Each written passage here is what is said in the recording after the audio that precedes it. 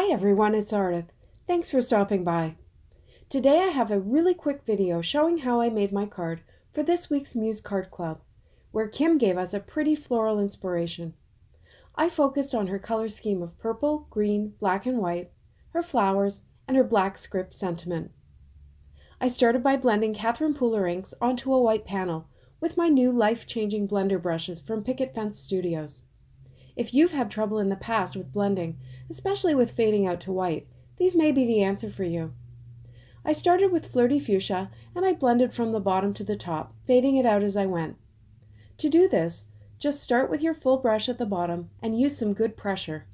Then as you move towards the top, you have less ink in the brush, and as you lighten your pressure, it fades naturally, right out to white.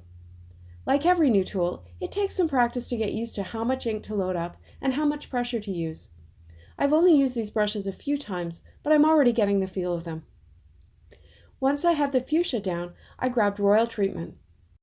I stayed near the bottom with this color and I really laid it on thick so it would be quite dark. And again, I lightened my pressure as I moved upwards to get a good blend with the fuchsia.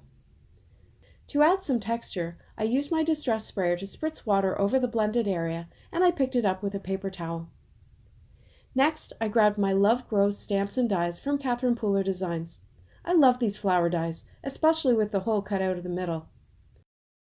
When blending ink onto small pieces, I find it easier to attach them to a scrap piece of paper with repositionable adhesive. I used Melon Ice as my first layer to give a bright undertone to the leaves, and then I went back with Lime Rickey near the bottoms. My sentiment is the Awesome die from Catherine Pooler.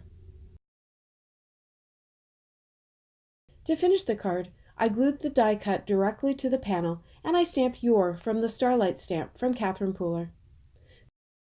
The leaves were also glued directly onto the panel using Lawn Fawn's glue tube. Since the large flower was resting on the leaves, I used a tiny bit of cardstock under the opposite petal to keep the flower level. Then I used foam tape on the small flower. These different levels add more interest to this simple layout. I coated the flowers with Stardust Stickles for some sparkle. And that's it. I hope you enjoyed this video. Shopping links are below and on my blog. Thanks so much for watching. Have a great day.